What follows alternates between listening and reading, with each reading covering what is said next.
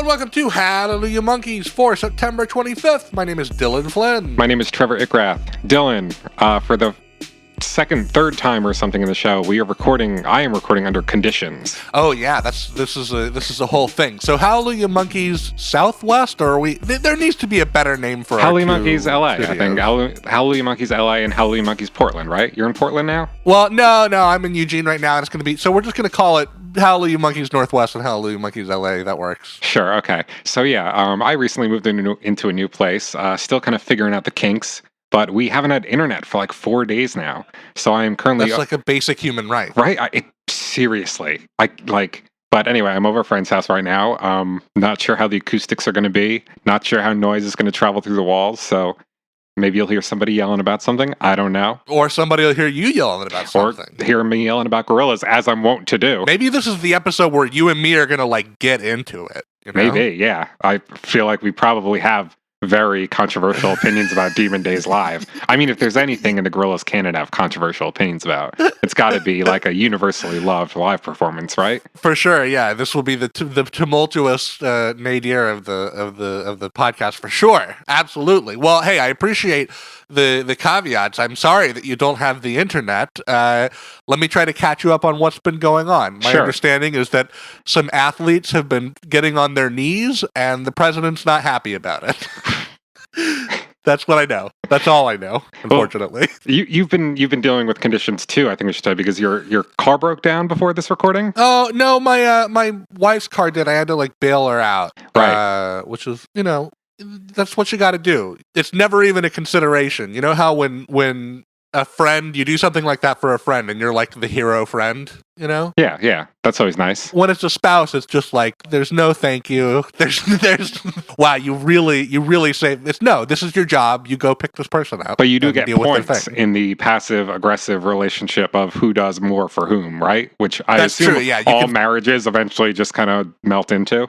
Yeah, eventually it just becomes a ledger and an ongoing argument. But since that happened, you didn't have time to do what you usually do for the show and put together the notes for the news. So that was kind of tasked upon me this time. So why don't we get into the news, because I'm going to be leading it. All right, I'm ready. Take me for a ride. It's all good news now. So, Dylan, you've been paying attention to the Gorillaz news? You have your fingers on the pulse there? You know what's going on? I'm going to be honest. This has been a crazy, hectic week. I've been helping my friends with their new baby so that I can practice for when I have a new baby. I've been dealing with landladies and birthing classes and all kinds of things, and I was just sort of tangentially aware that gigs were happening and songs were being played, but I wasn't really hyper-focused in. Well, you've been busy. Gorillaz have been keeping busy too, with specifically live shows. They've been really popping off lately. Should we talk about some of the more recent additions that we've been getting in the set? Tell me what's been going on with the North American tour part 2. Right, let's talk about it, because they've been throwing some cool shit out there. This is I know this is kind of like the first live episode we're doing, so I think it works that the news is very live oriented. Yeah, it's very serendipitous. We've been getting some stuff in the set list, for example, September 18th, the other night, they were playing Detroit. They threw out Super Fast Jellyfish for the first time since 2010. Pretty cool, right? Awesome. You got De La Soul there in the room. You should be playing all 3 De La Soul songs every night, in my opinion. Oh yeah, totally. Do we know if Damon sang the chorus or if they played the Super Furry Animal one, or what happened there? I don't personally know. I would assume that Damon just did it live, because he could, right? He could. I mean, it sounds like him on the album for all intents and purposes. But during the 2010 shows, they'd play the pre-recording. Oh, yeah. Why, though? I don't know. So Super Fast Jellyfish is cool. Even cooler, 2 nights later, Minnesota, you'll never guess what Demon Days deep cut they pulled out. Tell me what did we get? Every planet we reach is dead. Dead? Am I supposed to say it? Oh, sorry. Dead. Every planet we reach is dead for the first time since the shows we're going to be talking about today. Honestly, this was like the most important thing that needed to happen for me to feel good about this tour. Incredible. 12 years it's been. I want to remind you, Trevor, this is your number 6 favorite Gorillaz song, my number 4, and the average Hallelujah Monkeyz listener, number 5. So the fact that this song has been in live jail since 2006 was a big, big deal, and it means a lot that that's been corrected. I can't believe you remembered that this is my 6th favorite Gorillaz song. I didn't remember that. I just remembered it because it was easy. You put it as number 6, the audience put it as number 5, I put it as number 4. So there you go, yeah. It's like a perfect middle of top 10 pick, you know? Definitely feels like a big deal to get this one again. Not quite as big a deal, but still very cool. September 22nd in Missouri, I believe it was, they brought back Oh Green World for the first time since 2010. Did not see that coming at all. Right? Would not have predicted that How at all. How cool, though. I would be Definitely totally down to see Oh Green World. Oh, yeah, for sure. I can't remember that they played this in 2010. That was a surprise to me because they didn't play it at the show I went to, I don't think. They didn't play it at yours. I think they did play it at a couple of gigs. Yeah. I want to say, I don't remember. South by Southwest, maybe? I don't remember. Something. Maybe it was like a later addition to the set or something. Who knows? Yeah. You know, they were a little bit adventurous on that tour. Nothing like this time. This has been really cool. This makes me very excited, Trevor, about what we may or may not be in store for in LA. Yeah, we still have, what, 2 weeks to go to see what they pull out? 2 weeks to go. That'll be cool. So, very exciting. They've been playing some cool new stuff. They've also been sound checking some very interesting thing. Oh yeah. If you've been paying attention to the Gorillaz Instagram story, which is a thing that I don't really know how works. I kind of understand it, right? So the idea is this isn't like an actual Instagram post, but like if you're on the app and you click their icon, you'll see like a little slideshow of pictures and videos that aren't officially posted, Right. but they're there. Is that how that works? I think so. It's Instagram trying to like scoop Snapchat, right? Yeah, that's the idea. So a couple days ago, and this is on YouTube now, so you can go find it. Gorillaz sound checked a kind of alternate version of Submission. It had Damon doing some vocals. It had some kind of a sparser piano arrangement, and I've seen a couple very people. melancholy. Yeah, I've seen a couple people speculating that this might be the as of yet unreleased Grilling with His Face. Because it's the B-side of Submission on the Super Deluxe. Right. Yeah, I guess that's possible, but I hope that it isn't. Ideally, I'd like to see a release of this early version of Submission and whatever Grilling with His Face is be like a crazy, totally unrelated B-side. I can't imagine just a chiller, more melancholy version of Submission being called Grilling with His Face, but who knows? Who knows? Was Danny there? Could Danny rap over this version? Because again, it's very somber. It's very like, you know, it's a bit of a requiem the way that it's being played this way. There's not much of it, but the little bit that we heard, Damon does sound very lovely. The piano's very lovely. Mm-hmm. It's a totally different approach. So that's the live news for this week. Only other Who do thing you I was think- really. Who do you think shooting these official from the crowd Instagram posts? Do you think it's Denholm?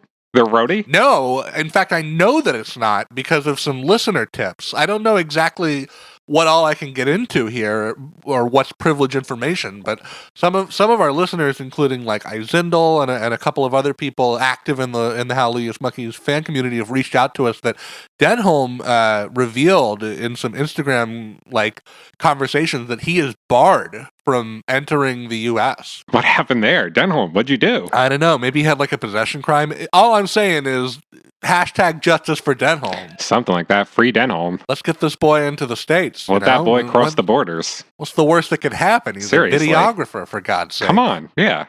What are they going to do without their roadie? The question is, are they patching in somebody to film the North America shows, or how's that going to work for the documentary? I don't know. Only Gorillaz knows. Anyways, the only other thing cool that happened this week was Saturn's Bars is nominated for Best Interactive Video at the UK MVAs, which I probably should have looked this up, but I'm assuming it's the Music Video Awards. They're up against the likes of Bjork, Portugal, The Man. Sorry for the pause, but there's you have to a put the period. pause There's a fucking period in their name. That's not even exciting, like how Godspeed You, Black Emperor has an exclamation point Has in the an name. exclamation point. Yeah, just like put a period in the middle of your band name. That's so dumb. And everybody's favorite electronic duo, the Chainsmokers. Oh yeah, the Nickelback of EDM is they're sometimes referred to. Those fun-loving boys. You'd have to imagine that Gorillaz will take this one home, right? I hope so. Give it to their UK boys. I understand Bjork's new video is pretty cool looking, but I mean, that Saturn's Bars video is, I believe, the most views in the first week of any VR video on YouTube or whatever. Like, that seems like a pretty obvious. Plus, it had Murdoch's dick in it. Plus, Murdoch's dick. Do you think that that's the version that was officially submitted for your consideration? I sure hope so. How good do you think the kind of like passive-aggressive blurb would be in Rise of the Ogre 2 if Chainsmokers took home this award? Really good. I hope that Cass Brown would come out of Gorillaz retirement just to talk for shit that about paragraph. the Chainsmokers. Yeah, that'd be really good. This was an interesting news week. This has me really pumped up for the show at the Forum. I can't wait. I cannot wait for our live episodes. 2 weeks. It's going to be great. And we've got some live stuff to talk about in the meantime. So do you want to sit down at the round table? Let's get to that round table. All right, let's take in a night at the opera.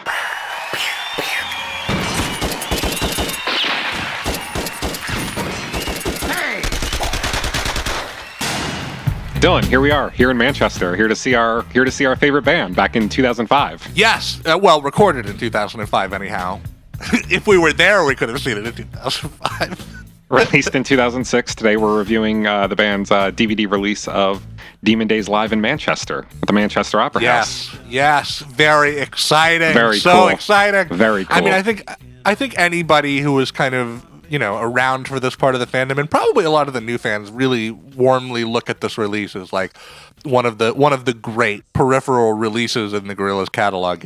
It's almost essential, I think. It's just so good. It's such a good portrait of them as a live band. I really enjoyed seeing this. And I really enjoyed going to see one of these shows back in 2006 when I saw them at the Apollo in Harlem. You had a very similar presentation, obviously, that you would have seen here. The lighting and the visual and the sort of set list and everything, all of that would have translated pretty directly from Manchester to Apollo. It's interesting, Trevor. I've lived with these versions of these songs quite a bit, but lately, mostly I've only been listening to them on Spotify. It's interesting. There's no actual like commercial audio release of this performance except for as a Spotify thing. Yeah, like you can't go out and buy a CD or anything, and I don't think it's even on Apple Music, is it? I don't think so. I think it's just on Spotify. Weirdly. Interesting. Yeah, weird. It's easy to forget that this isn't like a traditional live release. It's only a DVD, really. Why do you think they never went that route with it? Because I mean, Gorillaz is all about kind of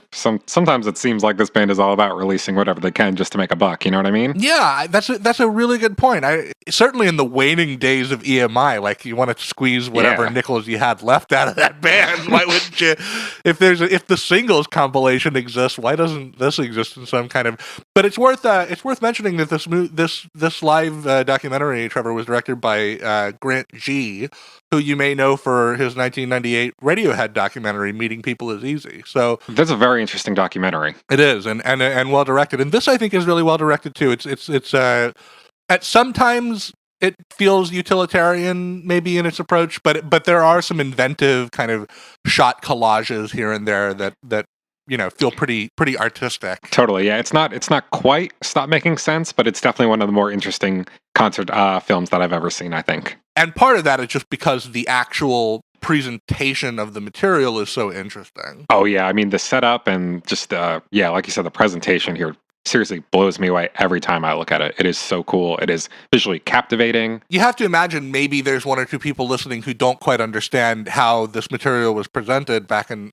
2005. So the idea was, I guess the silhouettes behind the screens had kind of left everybody with a bad taste because the performers couldn't see the audience and the audience couldn't really see the performers, but they didn't want to just like come right out on the full stage lights the way that they would later do in Phase 3 and Phase 4. So the kind of the half measure that they came up with was, let's have the live band and Damon way towards the back, and they'll be silhouetted by these big plate lights that kind of fade between different colors, and then the collaborators will come out in front and they'll be in the stage lights and they can hype up the crowd. Yeah. And actually, I think this is my favorite way to present the live band. Absolutely. Far and away. I cannot tell you how much I prefer this to what the Gorillaz live band would eventually become. Like, okay, it's fun to see them as a giant band up there on stage, Damon doing his thing, but this is so cool and it feels so right for Gorillaz. It is, for me, the perfect presentation of this manufactured kind of art before ego approach. Yeah, I agree. If anything, just bring Damon out and the rest of the guys out for the encore like they do here. It works perfectly. That's all you need. And just I don't know, like even all the kind of like implications of this setup aside, it just looks fucking sick. Like the silhouettes look so cool. The colors they went with for the panels are really, really cool. Do you know what I immediately thought of when I saw this setup, like watching the video? The Humans album artwork. Oh yeah, that's a really good point. With the the neon colored squares behind them. Like this would have been This would have been so appropriate for the Humans shows. And I mean, can you imagine how cool it would have been for them to bring this presentation back after stepping into like the spotlight during the Phase 3 shows? I think that would have been really cool. It would have been a gutsy move. And I like that each song kind of has its own color palette. That kind of like gives you a little bit of a window into how Jamie must visualize all of these songs in his head. Yeah, you know? I love that. Like I mean, as somebody songs who's are green and some are gold and et cetera, et cetera. I've always been like fascinated by the concept of like synesthesia, which is where like you associate like music with different colors. I've always felt really strongly about that, even though like whenever I kind of form those associations, usually something like the like color of the album artwork has something to do with it. So I think it's probably like a little fake, but no, the colors they go with here are like always perfect. They always really add some great effects to the mood. Just everything about here feels masterfully done. It's a really, really beautiful presentation and a really lovely document of this kind of very singular experience. I know people are still a little salty, a little sour about the fact that Demon Days didn't get a proper tour. But hey, Humans tour is happening now, and they're practically playing all of Demon Days, depending on what night you go. Pretty much, yeah. You know, whatever. Mm-hmm. You're fine. Don't worry about it. But really, it's just such an impressive effort. I mean, I went back and I read a couple of reviews of these shows back from 2005, like The Guardian, The Observer, and all of them were just like, this must have been really hard. The one thing about it is that if you focus it all on this one residency, then you can pay the big bucks, get everybody out, with one exception, get everybody out to perform on stage, and then you know do a definitive treatment to this material. I do respect the artistry of it for sure. Absolutely, but we should probably stop talking about all this lead up stuff because I think the show's about to start. Yeah, let's real quick. Let me jump in there. As I am wont to do, I came up with a couple of metrics to review some of the basic things that'll crop up throughout the show. Trevor. Interesting. I have a binary system for the visuals. For each live visual, I will ask the question: did Jamie Hewlett have a vision, or did Jamie Hewlett have a deadline? I mean, that's the question when it comes to like most of the non-musical content that this band has put out, right? Definitely. So individually, we'll look at the visuals for each of these songs and we'll ask that question and we'll decide, are we seeing what was in Jamie Hewlett's head when he hears this song? Or did he have no money and no time and have to put something together? Sure. All right. And what else? And then the other thing is, whenever collaborators crop up, I wanted a way to kind of quickly review them too. So I came up with a 3-point system. So every collaborator can be assigned 1 point for their wardrobe, 1 for their musicianship, and 1 for the hype that they brought to their performance for a maximum of 3 points. Sure. And it's important for me to note, Trevor, these points are earned. They are not deducted. So you don't start with 3 and then lose them for faux pas.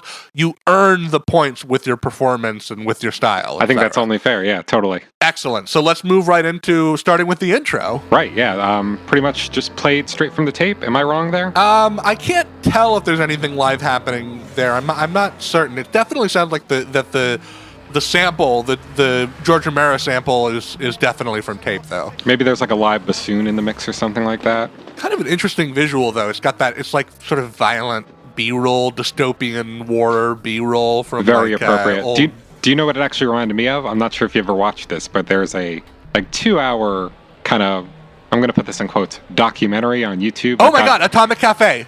No, I'm unfortunately. Fuck. I'm talking about Zeitgeist. Oh, I think it might be the same filmmaker. Maybe, could be, but yeah, at least one of the cuts opens with this really, really on the nose montage of like bombs being dropped and like starving children and like tons of warfare, stuff like that. And this is immediately what like I got brought back to. I do like that one. It's almost a kind of silly shot of them dropping an old lady out of a window. Yeah, I know the shot you're talking about. I wish I knew what any of these were from, to be honest. Mm-hmm. But go watch Zeitgeist and go watch Atomic Cafe, and you'll get more of this kind of stuff. And you'll learn a lot about 9/11 too. And I do think that this is definitely Jamie Hewlett having a vision. Like, not only does this perfectly match what's going on in the intro, I feel like it's almost like a little here's what you're in for. This is what Demon Days is all about. Absolutely, yeah. Very tone setting. Very good. And then we move into Last Living Souls. Right. First song on the album, first song in the performance. Cass Brown is a fucking good drummer. I'm so fucking glad you led with him because every time he was on the screen, I just went, Cass! Yeah, even in silhouette, he's unmistakable, and he's such a good drummer. He's so good. He's got that little glass wall around him, and yeah, he really adds a lot to this performance. I'm gonna go back and start listening to Senseless Things, his big breakout, I might have to as well, yeah. Band. Morgan Nichols, also the bassist of Senseless Things, so that's two prominent members of the Gorillaz live band. We're for sure gonna have to review that project at some point. Yeah, for sure. The visual in Last Living Souls, Trevor, is you got 3D models of the band's heads. I think from the live version of Dirty Harry, and they're rotating kind of in and out of silhouette, and it cuts between them in time with the song crescendos. I think this is an example of Deadline Jamie, but I mean it doesn't suck. It doesn't look bad. They kind of look ugly, but I mean, it's Gorillaz. That's on purpose. But that's true. But he offsets that with the silhouette effects and whatnot. It works. It just isn't necessarily inspired. No. And the colors are really good here, though. Oh, the lighting is so good. So good. I love how the string players start in silhouette and then eventually they kind of turn all blue and red, and the band is kind of green, washed over with green. Also, Darren Galea, Space Monkey, doing some really, really great live turntabling. The live scratching is so cool. I mean, if you could have asked me, what element I would add to the Demon Days show's live scratching, probably wouldn't make the list. No. But I'm sure glad it's here. Yeah, no kidding. Darren Galea, who... Is he Desire? Is that his handle? Yeah, he's Desire. There's Subversive and Desire and Gava. He's Desire, right? So Desire, very different approach again from Kid Koala, but I think he does some really good textural work here. It's a lot more subtle. Yeah, textural is a good way to put it. I love that shot of him just very slowly spinning the record for a pretty cool effect. Very cool too. Yeah, I like that too. I fucking love Damon's little air drumming at the end. Yeah, isn't that He great? does that a couple times, and it's always a joy. He's clearly having a blast here. For sure. It's so fun that even though he's washed in black, you can always tell what Damon's up to. His personality shines through anyway. Even when he's just scratching his beard and stuff like that. It's so good, yeah. Definitely.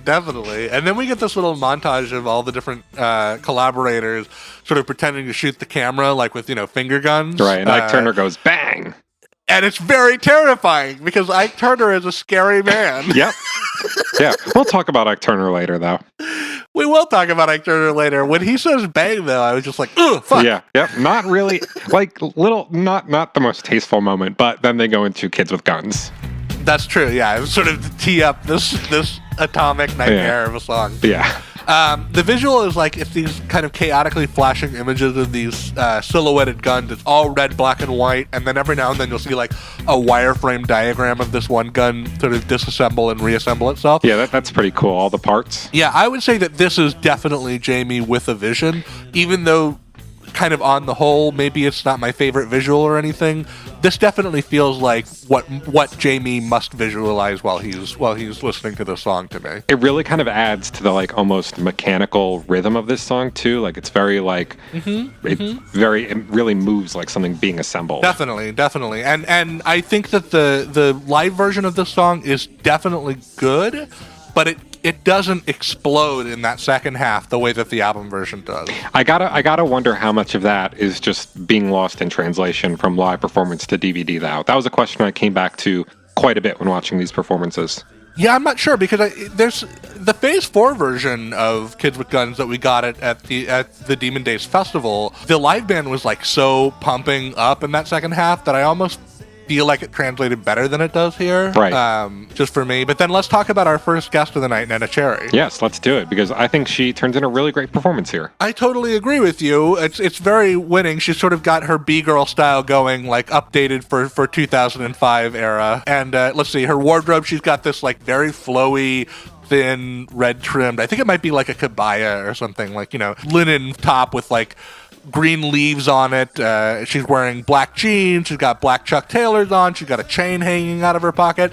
I'm going to give her a point. Like, Absolutely. It's definitely rooted in that early 2000s aesthetic, but she's pulling it off real well. She gets to shake her butt a little, which is fun. Yeah, also good. Her musicianship, it's hard to say. Like, she doesn't necessarily have that much to work with. It is still Nana Cherry's part in Kids with Guns, so well, she's she does get to do just... a little. She does get to do a little bit of vamping during the outro, like she does that counting part. 1, 2, 3, 4, 5, 6, 7. Break like hell, make it sound like heaven. And then eventually she like settles into that ad lib. She's like, "Baby, baby, you make me crazy." Yep. I'm not so sure about all that. Yeah, that scream she gets to do is really good though.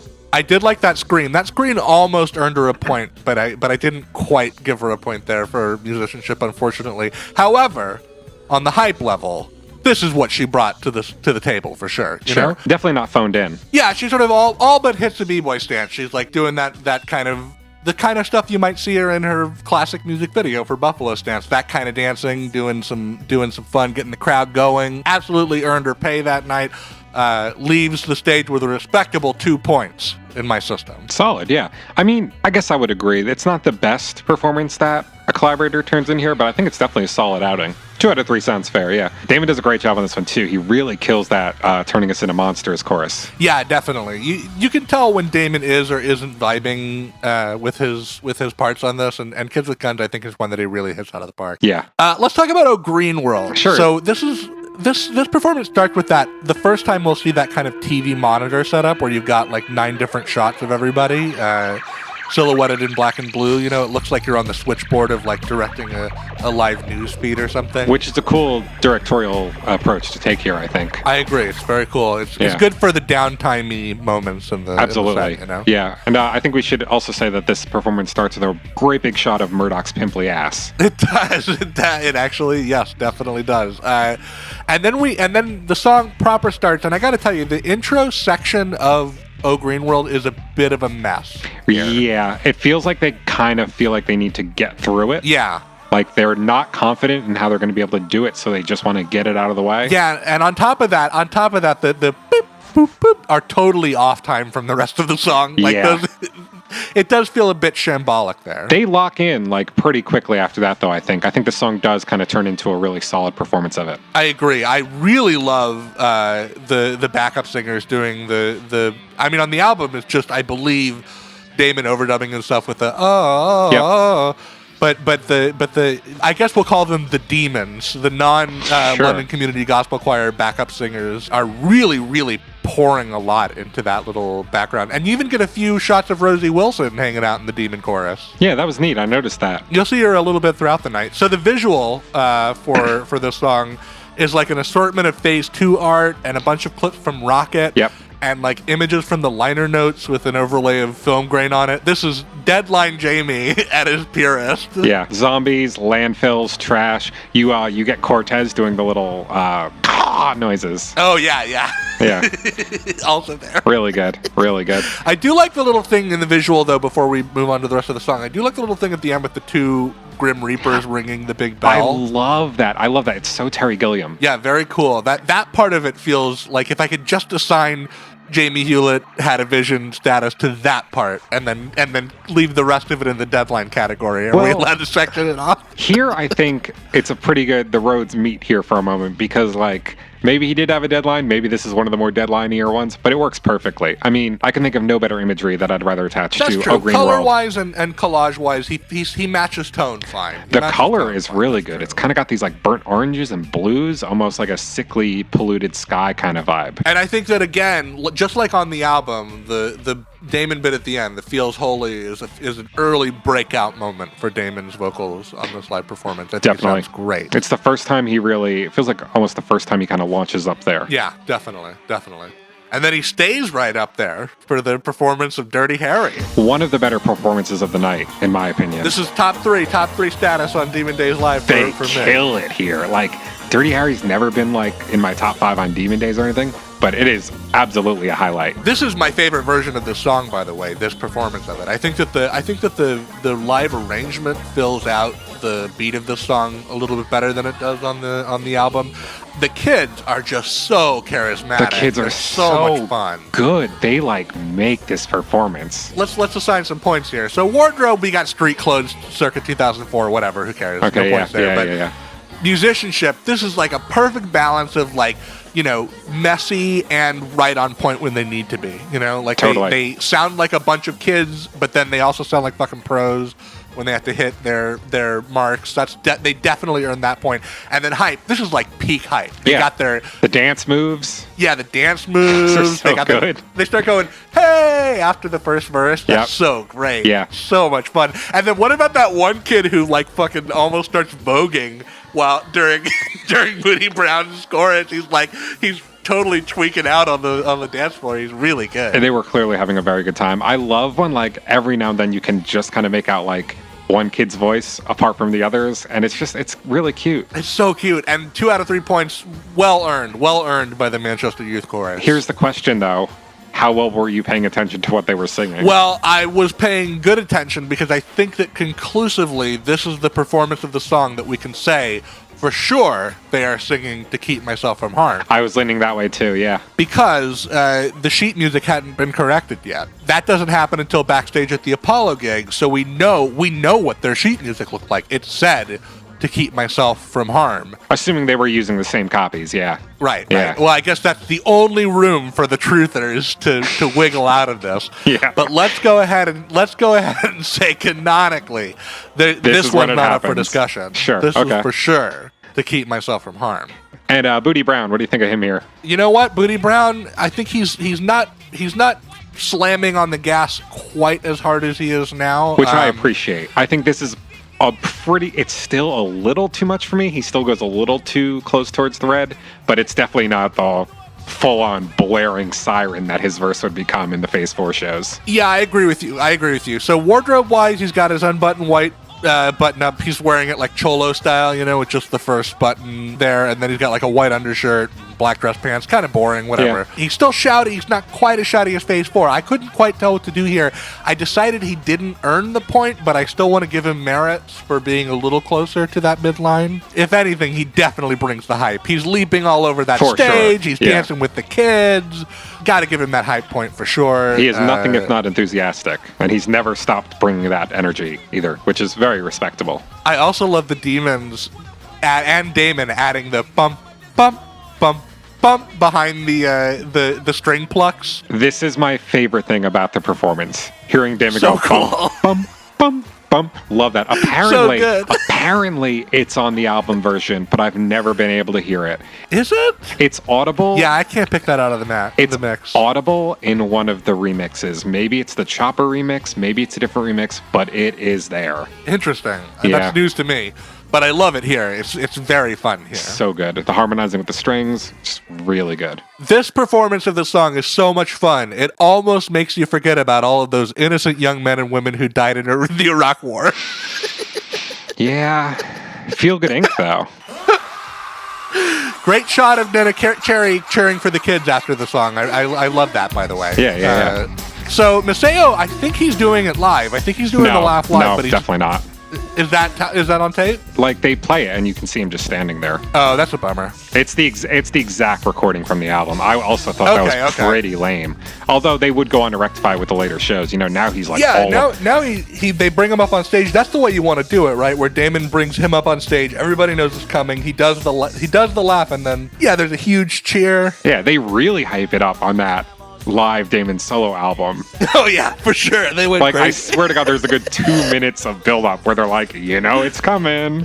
Yeah, definitely. Feel Good Inc. still not guaranteed to be on your Humans Tour show though. This one only comes out sometimes. Yeah, and as always, this song falls completely flat for me here. Flat is a good word. I do not like Feel Good Inc. live whatsoever.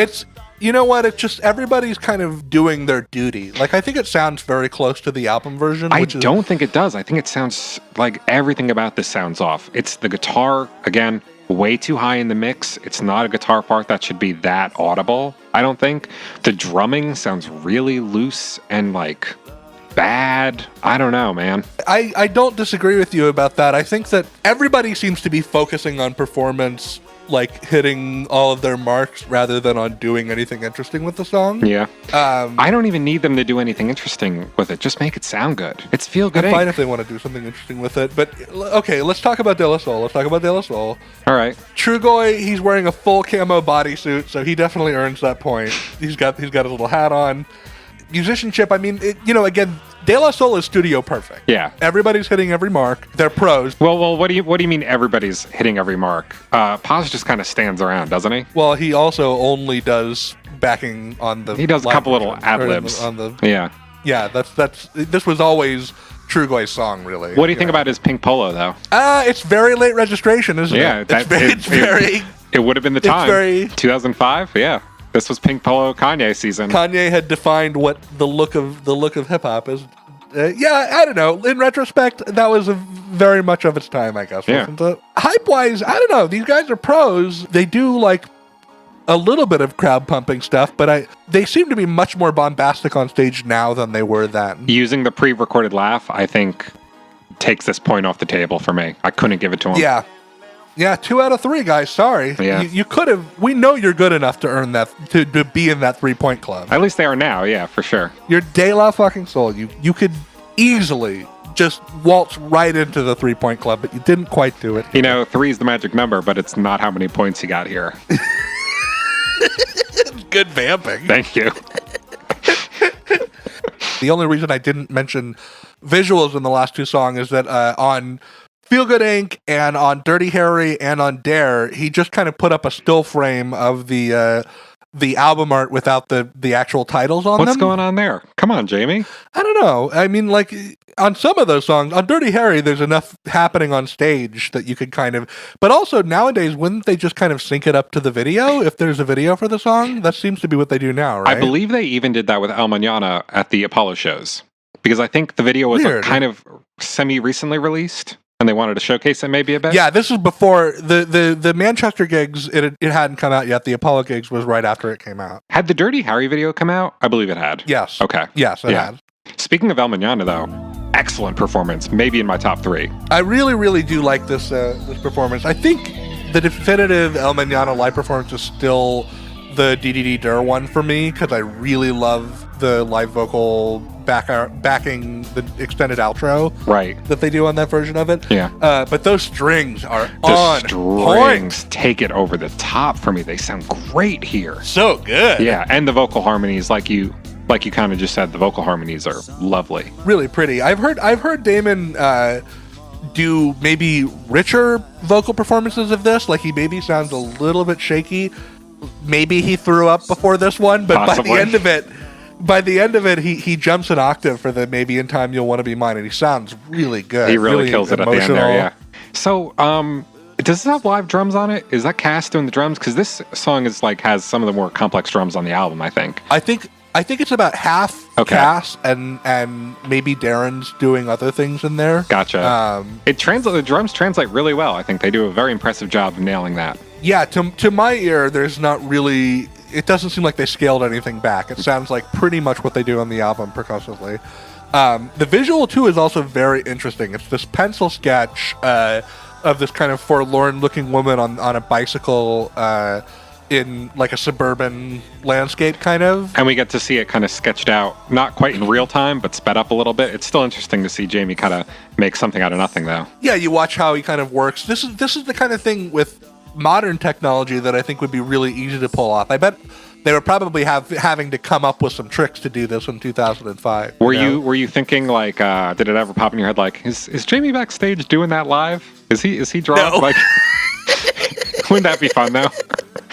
It would be like it'd be the Jamie version of Damon not showing up to the El Mañana sessions with the verses written. Well, I mean, it would also be a live performance by the other half of the band as well. Yeah, that would be cool. I wouldn't mind that. What if Jamie's backstage doing a big sketch and at the end he pulls it out and here's what I did. And it's just like a crude drawing of a dick or something. But this is definitely Jamie with a vision, right? This is an interesting unexpected take on this song, and I like that it kind of stands out, you know? For sure, and I think it's kind of cooler to have this here than, like, you know, just the El Mañana video. Yeah, cool. I agree. It's a cool choice, an unexpected choice. Yeah. So next is a number that has recently made its way back into the live set, as we talked about earlier. Every planet we reach is dead. Yeah, man. Let's get the visual out of the way first. So, the visual. Let me try to explain it. You start with this spinning dead planet in space, and then you zoom down to the surface, and you see Russell's hip hop machine. That's cool to see here, right? I know, right? And then every time lightning strikes it, it like clones itself until by the end of the video, the planet's like overrun with them. But the camera will come down and do like one swoop of the planet, and then you'll get like a shot of the sun coming out from behind the planet from afar. Yeah, almost eclipsed by it. It's repetitive because it just goes through this loop over and over, but it's very interesting. It's very interesting. It's striking to see the planet covered in those hip-hop machines at the end, I too. agree. Yeah, I would definitely file this under vision. I like this visual. It's sort of a hard thing to explain why it works, but it does fit what's happening somehow. And I want to put forth something here. I think this performance of Every Planet We Reach Is Dead is simultaneously the best and worst directed sequence in this film. Explain. Because you have a lot of cool fades going on, right? You got especially all these like great shots of Damon kind of fading into the eclipsed planet. But then when Ike comes out, everything falls apart and everything goes downhill. Like, in general, I think I'm going to come out and say it. I don't like Ike Turner being here. Oh, we got some interesting things to say here. He just looks like a fucking jackass. Okay. Like, he comes out dressed in his outfit, which I don't know how you feel about that. We'll talk about it. And he like really like plays to the crowd, and he's like, "Hey, what's up? I'm Ike Turner." And then he sits down at this piano they have for him and to do his thing, and it's not even that good. Like, he's out of time for a lot of it, and not like cool jazzy out of time. It just feels like he's not really hitting it. And then he just starts doing these piano rolls, which I think look a lot cooler than they actually are. Right. He sits on the piano at one point to like, okay, fine. I don't know. Just don't really dig what he's doing here. And then he does a big like goodbye where he like goes to the audience again, and then he just kind of dances off stage. And I'm like, what the fuck was that? The entire time they're doing this too, they're doing some crazy zooms on him playing that really make this performance almost unintentionally hilarious. Like, I was laughing when I watched this. I'm hearing every point you checked off, and I gotta tell you, I loved all of it. Damn. I really liked all of it. I don't know. I'll go through it my way. Okay, so his wardrobe, let's describe it. He's got this kind of Elvis-style high-collar Vegas performer jacket. It's like covered in cherry blossoms and little polka dots. He's wearing like pleated white linen pants. He's got a fat gold ring on his finger. That is so bonkers that I gotta give him a point for it. Like, that is crazy. In any other context, but like Every Planet We Reach Is Dead. I mean, this is the dark kind of heart of Demon Days. It comes right at the middle. It's got a big climax, and just, I don't know, this isn't how I want to see this song, which is why I'm really glad that they like are playing it, you know, Ikeless now. I think that that this concert in general, a lot of times the dark is swapped out for lightness. In this song, in Dirty Harry and Dare, I feel like their album performances are much darker than their live counterparts. But the musicianship, yes, I agree. At the beginning, he sounds arthritic. That's the good way to put it. That's the word I came up with. Very clunky, not wrapping around the beat. But again, like I say, points are not deduced; they are earned. In my opinion, by the end of it, when he is fucking a madman and banging on that piano, like that. I love how that sounds. I love how it looks. I think that's a point earned, in my opinion. Not to throw out the Hallelujah Monkeyz catchphrase, which I know we make a point of not saying now, but it just doesn't quite get there for me. It doesn't quite get there for you. I feel you. Like, and I remembered this. Maybe it's like, you know, just like being tinted in the past, but like, I remember this being so much cooler than it actually was. I remembered him doing such a better job than I thought he did here, current day. So maybe I was just disappointed. Maybe so. Maybe it doesn't compare favorably from the actual live experience. It could be that. But I love the hype. I think he came out, he schmoozed that crowd up. He took his bow before he even started playing. Made me feel gross. He did his little finger points. I thought he totally brought the hype. And you may believe now that Ike Turner has just won his way into the 3-point club. But what you're forgetting is that being a wife beater subtracts 3 points from your end score. So unfortunately, sure, Ike Turner has 0 points. Is that why I hate this so much? Like, I'm fine with him. I'm fine with him playing on the album. Like, he's a great musician. Right. Don't bring this wife beater out and have him schmooze to the audience and like expect me to go, yeah, Ike Turner's here. Yeah, like look at him getting his glory. Right? Yeah. Like I saw one review refer to this as the continuing rehabilitation of Ike Turner. Yeah, sure. If that's what you want to call it. Like, yeah, I don't know, man. I feel like the eulogy for that man when he died was shockingly muted. There wasn't a lot of Ike Turner revisionism in the wake of that dude's death. It seemed like as a society we all just kind of agreed to move on. Yeah. Let's move on. Speaking of, to November Has Come, which is a tough one to talk about because I mean, let's address the elephant in the room. Somebody didn't show up tonight. Yeah. Yeah, Doom didn't even bother to send one of his Doom bots. I know, right? What would have been better, though? What would have been better? Would you have rather had a Doom bot or this performance on the screen? I would have much preferred to have spent the rest of my life as a Gorillaz fan debating over whether or not that was Doom.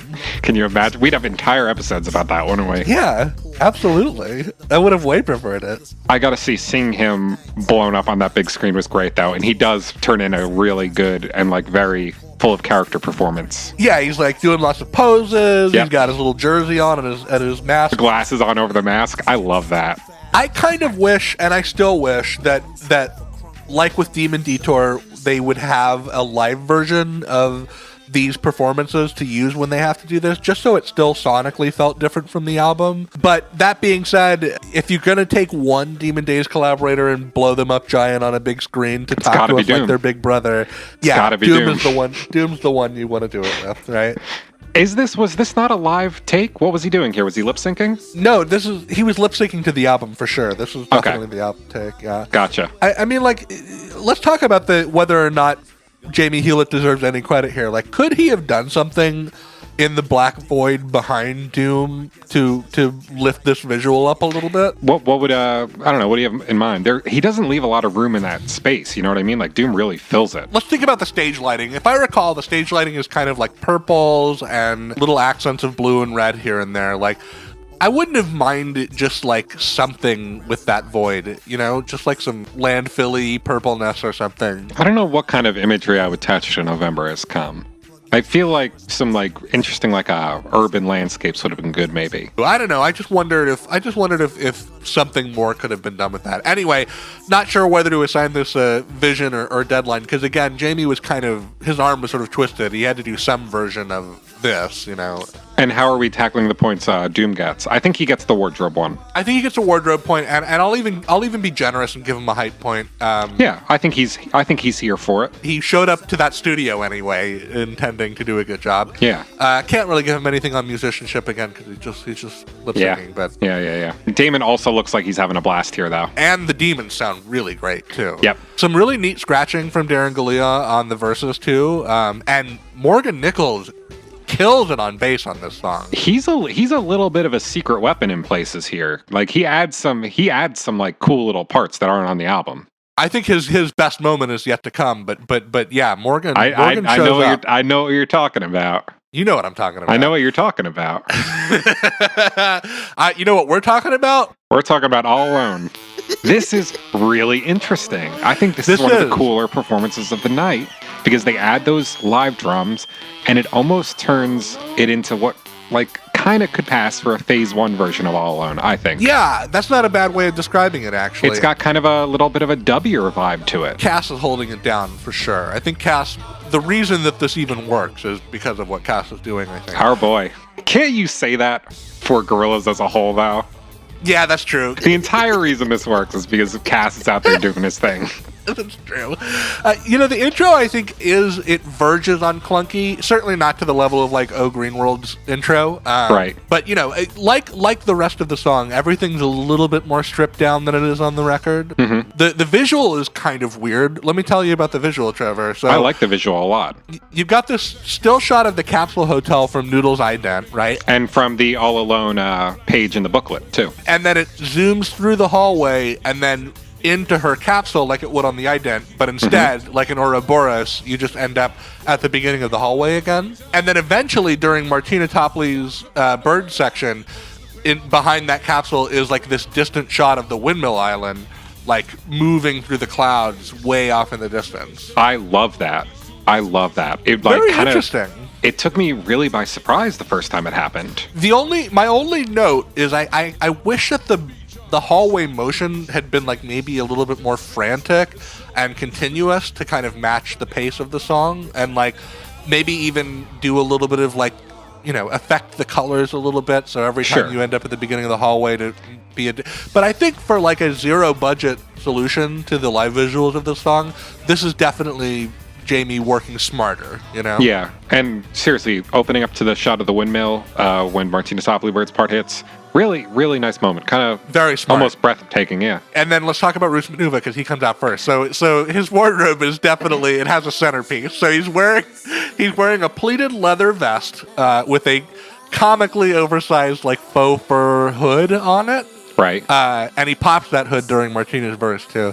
He earned his point with that vest, because that vest is bonkers. Definitely. No point I don't think he really gets here. Hype. Not really feeling the energy whatsoever from him. Yeah, I agree. He's totally flat. I mean, maybe it's a trade-off between hype and performance, because I do think his performance is really strong. It's such a hype performance, though. Like, on the album, it's like very up. Here, he just doesn't bring that same level. Why do you think he doesn't do the La Vie di Casso Deuteronomize here? I don't know. I'm really disappointed he doesn't, yeah. But I will give him a musicianship point, though. I do think that his rapping, for live rapping, like, clearly he was locked into his monitor. The beat in this song is weird, but he raps around it really nicely. Yeah. It's a tough one. He gets his musicianship points, but yeah, I agree. Hype, he totally falls flat here. He clearly says Return of the Ogre as well. It's not We Turn Up the O-God here. Oh, that's a good point. I didn't make a note of that. That's a good point. I should go back and check that out, but I'm sure you're right. You don't need to, because I just told you. You just told me. And then he makes way for Martina to come out and do her bit. Her wardrobe, I mean, obviously there's a point. She wears a massive red kimono, and then her eyeliner, like her eyeshadow is bright orange, and her face is covered in like these weird white streaks. She's very interesting. Very cool. And then her voice here is almost a little shaky, Trevor. Did you pick up on that? Like, I wonder if she was a little bit nerved out about the size of the house. Like, I wonder how big of crowds Martina is used to playing in front of. She was big. She was big when trip hop was big, right? Right, but were trip hop performances happening in opera houses? I wonder. I can't imagine it being anything other than little clubs. No. Yeah, for sure. But by the end of it, she vocalizes really beautiful over that last me, and then she sings the higher all alones, which is a nice touch. So I think she just squeaks by with a musicianship point there, even though it starts a little shaky, not quite as strong as on the record. She gets there. I totally agree with that. Hype wise, I think she tried. She doesn't have that much to work with. Like, she does a few like little dramatic kind of posing hand gestures. I wish she'd just push that a little further, Does she get points for trying? No, I don't think she gets a point. I don't think she quite makes it to the 3. Like, like what Kate Bush does, for example, live, where she does like really weird hand gestures and moves her body in that way. I think that could have worked nicely for Martina here. Don't bring up Kate Bush when we talk about Gorillaz, because that just makes me feel cheated. Physical pain that a Gorillaz Kate Bush collab has never happened. Yeah, when's that going to happen? I've never thought about that before, but now that you've like brought up the idea, maybe like a top 10 hypothetical collab, I think. Yeah, I think that fuck Dionne Warwick. Why does he keep trying to get Dionne Warwick on a Gorillaz album? I don't know, but who cares about that greatest hits dinosaur? Let's get Kate Bush into the studio. I also love the slightly longer guitar outro here. Always been one of my favorite parts of the song. Okay. Top 3 territory for Dillon. Let's talk about White Light. Surprising, right? You wouldn't have expected it, but like top 3 of the bullet. Yeah, White Light is great, man. First of all, the visual is great. So it's got this strobing, stuttering video of this transient gentleman in a knit cap. He's like drinking out of a tall boy that says white light on it and careening through the streets and the parks of London. And then like during the angelic chorus section, his head is framed in a halo of white light like he's a Russian icon. It's so good. It's so good. Very iconography going on here. Absolutely. It gave me with a vision. Do we know who this guy is? Somebody does. I forgot to look it up. Guy from the White Light Live Visuals. Come be on the show. Yeah, let's talk to that dude. I think he's connected to the band somehow. I can't remember who it is, though. But we got to talk about the best part of this song. Morgan Nichols. Oh, really? Okay. I love his bass, dude. Wait, is this the bass line that you were talking about? Yes, it is. It definitely I was talking about something else. The bass is here. The bass is really cool here, though. So good, especially after the chorus. Like, after the angelic chorus happens. Like, which is my favorite part of the song. Also great. Much better than on the record. I think that the London Community Gospel Choir is, like, nails it to the wall for their first of several performances of the night on this one. Burst out here. It's like a real moment. Takes the song to an entirely different level, I think. Like, this is the definitive version of White Light. The album version does not, I don't think, hold a candle to this version. Doesn't even come close. It sounds like, here, like, I could take White Light off of Demon Days. I want it here. And I love that the Community Gospel Choir, like, pogos through the song. That's also badass during the punk versions. And then, like, the stage lightings, of course, are very white, but they're, like, strobing in this really intense way, you know? Yeah. Just great. Across the board, great. Alcohol, white light. alcohol, dare. So the infamous Demon Days live performances of Dare. Dylan, what did you think of this? Oh my god. Okay. Is there any way to beleaguer the point here? I mean... Hot take, this is fine. What? I think it's fine. I think it's totally serviceable. I do not think it's as bad as everybody says it was. It's far from like John Frusciante stabbing Anthony Kiedis in the back during Under the Bridge live on SNL. Like, honestly, he's just trying to like liven up the performance a bit. He doesn't really miss his marks. He just decides that his marks should be at a different time. I don't know about decides. Let's talk about control. I mean, the man was definitely deep in the throes of substance issues. You don't think he was doing Happy Mondays shows on the same level? Like, come on, Sean Ryder knows what he's doing. You can tell. I mean, but he's sober now, and he's totally different live. Yeah, but I mean, you know, if you watch him at the Demon Days Festival, he's trying to do it like the album, and he gets fairly close. I think he was fucked beyond his gourd. I think he's doing as good of a job as he can, and it's not great. I really don't see the problem here. I think he's putting the it's dares in different places so the audience can just say them. I think the only argument I can give in his favor is that it's memorable. It's definitely memorable. I feel bad for Rosie. I don't. She clearly does.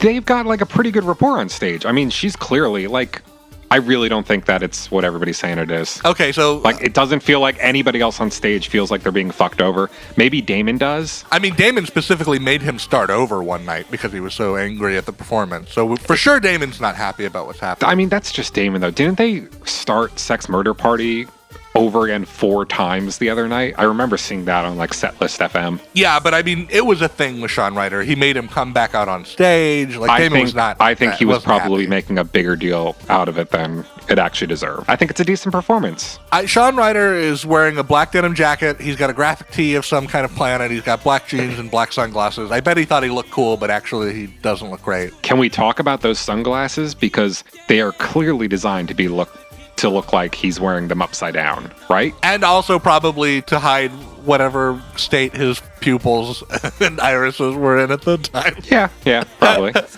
I can't give him anything for musicianship, man. I think it's terrible. I think it's awful. All right, so no musicianship, no wardrobe. What about hype? I can give him that hype point. I gotta give him the hype point. You gotta He's give him leaning the into hype it point. as hard as he can. You gotta give him the hype point. First of all, let's not forget he's in Manchester.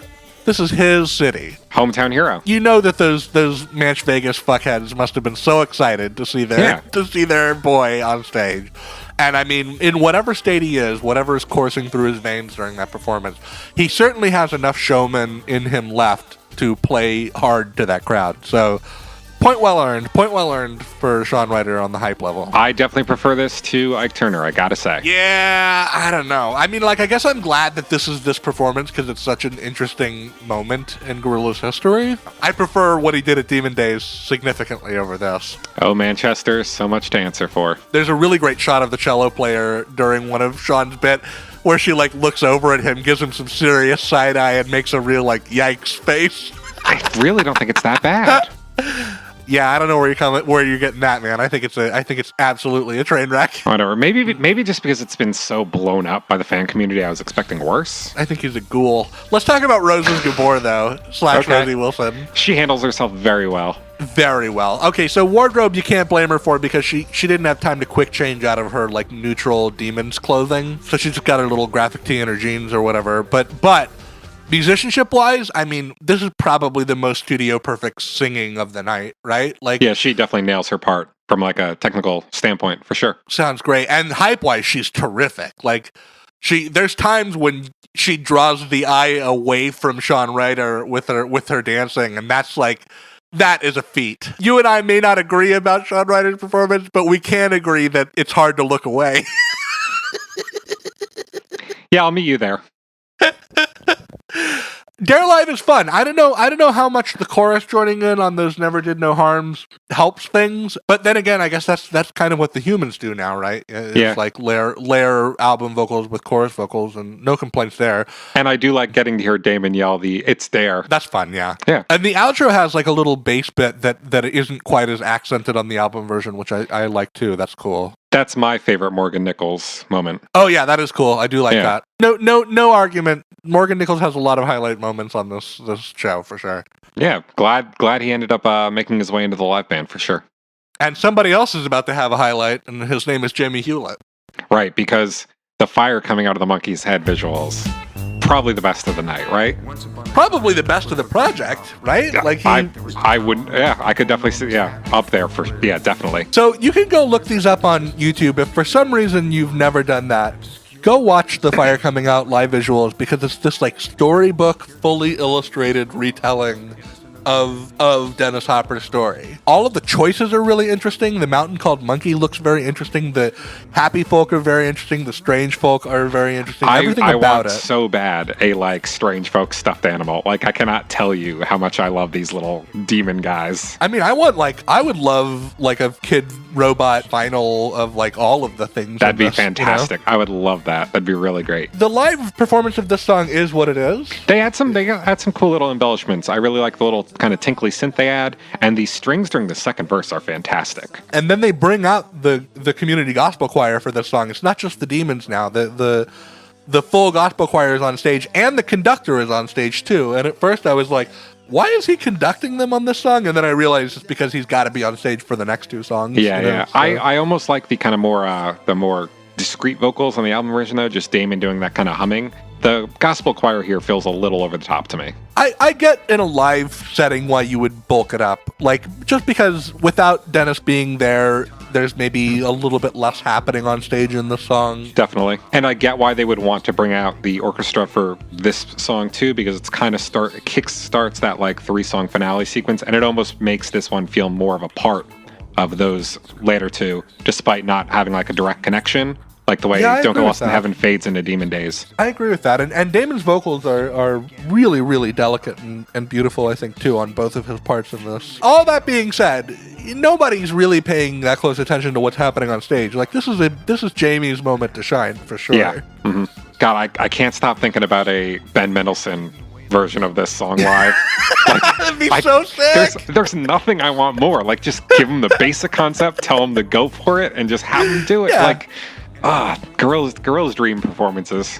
That'd be so great when they do the humans. What do we call it? The humans hideaway. When they come on the show to do their session version, we'll demand it. Absolutely, for sure. Yeah, definitely. Let's briefly talk about "Don't Get Lost in Heaven" because there's not that much that happens here. It's a really cool little version, though. I love those kind of interstellar ray gun sounds they add. That later come in on Demon Days as well. Those really sound great here. I think on the record, there's a little bit of that texture before the instrumentation drops out, but it's much, much more pronounced here. Yeah. The visual is kind of a nothing. The visual is just like sort of oddly cropped phase 2 artwork that crossfades, but it's over so quick that you barely even notice. Still, though, let's go ahead and call this Deadline Jamie just for completeness sake. Nothing huge happens here, but it's an interesting take on the material. Still really good. The guitar sounds great. But then, rounding out my top 3 is this stunning performance of Demon Days. I love this performance of Demon Days, dude. Awesome finale to the main set. They really kill it with this one. Oh, it is so stirring. It is so stirring. Yeah. I mean, first of all, I'll just start right now. Jamie's art, I love this cathedral stained glass window of Gorillaz art. This is maybe the best piece of artwork of the project, I think. It definitely feels like the definitive Gorillaz piece. And I love that they're still putting this up when they perform Demon Days live on these on the current tour, right? Yes, and good. I'm glad. Good, I love how it slowly good. reveals itself, too. Like, you're not sure what you're looking at first, and then, like, slowly but surely the scope of this thing gets revealed. I do think the one thing that could have made this better is if, like, for just this moment, they took advantage of, like, all of the light panels as well, and somehow managed to get the stained glass window up, like, really big behind them. I think that would have been really cool. That would have been really cool. They did do a bigger projection of it, I think, during the Phase 3 shows, just because they had more space to work with, and it really translated well there. It's just such a kind of like, I hate to throw this word around, but epic. And it's a perfect example of like seeing what's inside of Jamie Hewlett's head that goes along with the music. Like this is visionary Jamie at its purest for sure. The performance, man. Okay, so Damon nails his verse, his falsetto verse. Like the wear on his voice from a full night of performing just like tees him up perfectly. Mm-hmm. To sound beaten down and broken. Very fragmented. I love it.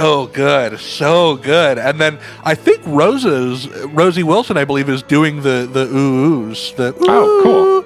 I'm pretty sure that's her as the demons, not in the community gospel choir. But you mean the part that sounds like the guitar from Don't Go Lost in Heaven? That's her? Yeah. Nice, cool. Oh, when Cass kicks in with those drums. Mm-hmm. Our boy. Good Lord. This is just, it's breathtaking. Demon Days really is such a good song, too, isn't it? I love that song. It's top 3 on the album for me. I love that after this big stylistic departure, they like bring it back to reggae at the end. Yes. Because that's really what this song is. It's got a reggae beat. It's got the guitar. Like, I love that they go back to the roots. Like, after they finally make it through this dark night of like muted, but in a very Campbellian way, they go back to their roots, but then they also demonstrate all the things that they've learned in the meantime, you know? Hero's fucking journey, baby. Absolutely. I'm going to go ahead and treat the London Community Gospel Choir as an official collaborator for this song, because I think that they turn into a real collaborator's performance here. So the wardrobe, I mean, street clothes, everybody kind of stuck to a red, white, blue, and black motif, which is nice. To match the lighting. That's a nice touch, but it doesn't earn a point. However, performance-wise, stirring. So good. Elevating. Such a point earned. And I would even give them the hype. I mean, they are a fucking gospel choir, so they're definitely doing what you would want them to do behind a charismatic reverend or whatever. Yeah, I mean, you could tell they're thrilled to be here. It's not just them like doing a gig. Yeah, it's not just a paycheck. Everybody seems to be really excited about the material, and really cool for them to be there for the back third of this performance. It makes them feel by this point, like they've really earned their place on that stage, you know? Mm-hmm. So beautiful. And then afterwards, we get that random shot of the puppets throwing popcorn at people and like doing the little like cheer, now don't thing. I love that. Like, imagine if you were just watching this documentary and didn't know that there were puppets. Then at this point, you're like, what? What's going on with the puppets? I thought it was interesting they didn't include their like opening monologue. Or was that I think it's on the DVD elsewhere, along with the visuals only version of it. But yeah, they almost could have put it at the beginning of the documentary, but I guess I'm kind of glad they don't, just so that like you get that kind of tone setting intro as the first thing you hear, you know? Right, instead of like, a Daffy Duck cartoon too. Yeah. We didn't mention that they show a Daffy Duck cartoon before all the performances. It's Robin Hood Daffy, which is a great little Looney Tune. I mean, it's a classic Chuck Jones Daffy short that my dad actually has a still from that cartoon on his fridge, like just magneted up there. So yeah, it was cool seeing that. And then we move into the encore. Right, we got Hong Kong. So the visual here, we've got a kind of like in White Light, you've got that stuttering video effect of like a very color-washed drive through the streets of Hong Kong at night. A lot of those neon lights that make Damon either calm or come, depending on how you hear that. I think come in this performance is what I was hearing. Okay, it was very hard for me. This was, I think, almost more ambiguous than ever. The visual, I would just say, imagine the Tomorrow Comes Today video in China without still frames of the band, and you're pretty much picturing it. Really fitting, though. I like it a lot. And I love the burnt orange colors they use here, too. Yeah, again... and also the golds from the lighting are really lovely too. And here's where Damon finally steps out of the silhouettes and performs this one front and center. Let's give Zhang Zhen her moment in the sun first before we talk about what Damon's doing here. So Zhang Zhen is playing the zither, the Chinese zither on this track. I don't think it's the same person as on the record, Trevor. I believe that this is a different Chinese zither player than on the album. I assume nobody was going to call them on that. Probably not. But she's wearing a kind of a nice, satiny gold dress. She's got a pink rose on it. Something that looks like you would wear while playing this kind of instrument. Definitely. She has some like sparkling silver pyramid-shaped earrings. It's modest. I'll give her a point for it. I think it's nice. Musicianship, though, that instrument looks very difficult to play. Yeah. My gosh. That looks like a very hard thing to do well, and she is nailing it. Like, that to me sounds pretty much album perfect. After the song was over, I kept expecting her to just pick it up and haul it off stage with her. On her back. Yeah. But no, they get some stagehand to take it off for her. That was very nice. Definitely earns that musicianship point. Can't give her a height point, but then I can't imagine that this is the kind of instrument where you can Ike Turner it, like you can't be slamming your ass down on the zither. Although now I'd like to see somebody try. She could have done a little more schmoozing, though. I think we can both agree with that, right? Yeah, she could have done. If there's a song you want to schmooze your way through, it's Hong Kong. It's Hong Kong, right? 2 out of 3 points, though. Welcome to the 2-point club. Okay. Here's where the man himself comes out into the spotlight. This is the moment where we finally get to see who's behind this project. The big reveal. Nobody knew up until this point, Dylan. This was the official moment. Everybody just thought that cartoon characters were real. Yeah, well, there were some rumors. Maybe it's Tom York. Maybe it's Noel Gallagher. Somebody big in the British music scene. But I think when he finally stepped out into those lights, there was definitely a little bit of shock. Huh? Damon Albarn from Blur, the Song 2 guy. That look he gives the crowd when he first walks into the light is very sweet. He looks like he definitely feels the emotional weight of the moment, It's full of gratitude. That's the perfect word for it. You can just feel the warmth and the love. He's what can I say about the wardrobe? He's wearing what he needed to remain in silhouette. He's wearing all black, like a stagehand. Yeah. Yeah.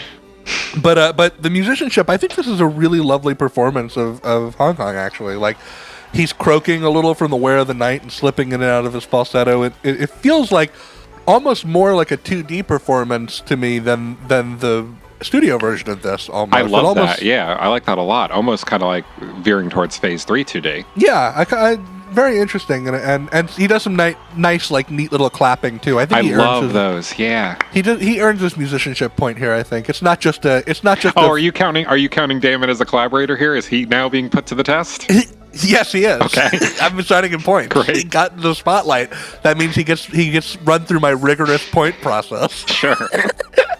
Hype-wise, I'm going to go ahead and give him a hype point, too. Like, I love how he walks over to the live band. He walks over to the string section. He walks over to the Demons and the London Community Gospel Choir. He makes sure everybody gets a cheer. And then he leans into the microphone and he mouths, "Thank you all." So nice. So nice. This was such a little nice night at this, like, so good. Just this little thing, Demon Even Days though Live, we have 2 more phases of Gorillaz after it, this still feels like a culmination of sorts. It could have been a goodbye, and I would have felt perfectly fine with that. It would have been very satisfying for sure. Definitely going out on a high note. I love that we have this, Dylan. Me too. And what a great curtain call for the album of Demon Days too. I know we've talked about that before, but not only a literal curtain call where Damon invites you to clap for all the different parts of the live band, but just thematically of like it's the perfect music for everybody to take their bow to after playing this record. Such a good introducing a band song. We got one more track after this though. If that was the curtain call, then the in memory of after the credits roll moment comes for Ibrahim Ferrer with this performance of Latin Simone. Boy, this instrumental arrangement fucking jams, in my opinion. I love this instrumental arrangement. So good. It feels a lot heavier. It feels a lot more rhythmic. You got Damon doing his thing on the melodica, which is Damon really is killer. wailing on that melodica. Yeah, this he is goes all out This is primo playing. He's going crazy. Yeah. Love it. And then you got that Carrie Levy footage of Ibrahim Ferrer just turning in that performance in the studio back in 2001. Yeah, I mean, it's there. You couldn't have done anything else. You know, No. This is what needed to be on the screen. It was a treasure that they had this footage. We talked a lot about it in Bananas. It's just such a little intimate piece of filmmaking. And Dylan, we talked to the guy who shot that footage. Yes, we He was have. on our podcast. I couldn't stop saying that to myself when I was watching that. I was like, hey, I talked to that guy. We talked to that dude. He told us about being in that room with that dude. The Demons, by the way, doing the live backing vocals are really good. They're lifting up Ibrahim's performance kind of perfectly. And this song I've always loved the backing vocals in this song too. And again, we've talked about this on the show before too, but of any Phase 1 song to kind of, I feel like, tonally fit in with the proceedings, this was the one, you know?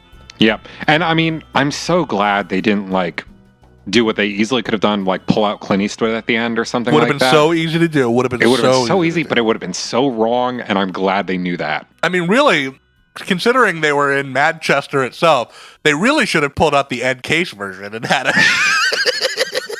Imagine. Just Sweetie Irie getting up on stage. People standing and cheering. Well, now that we figured out the worst possible way we could have ended that night, do you want to end the show? Yeah, well, I just want to really quickly say that then over the credits, we just see like some people hugging, patting each other on the back. We see gear being lugged off stage. And then it ends. Do you remember, Trevor? It ends with this like ominous slow motion, grainy black and white shot of like this Demon Days flag slowly blowing in the wind with this little demon on it. It's very interesting. It's I don't know if I sat through the credits to get there. It's very weird. You should go back and look at that. I'll have to go check that out. Yeah. It feels ominous, and there's like tape hiss behind it. It's very weird. It's very weird. Not quite like Nick Fury showing up and recruiting Gorillaz for the Avengers. No. I suppose it's the equivalent. That's the question, Trevor. Do you think eventually, out of desperation, the way that like Cousin Oliver was added to the Brady Bunch, will they add a fifth gorilla to try to mix things up? They need to bring back that monkey. Oh, the one with the bongos who plays the bongos. Yeah, they need to bring him back. Or maybe they'll bring him in for the TV show as a kind of Poochie character.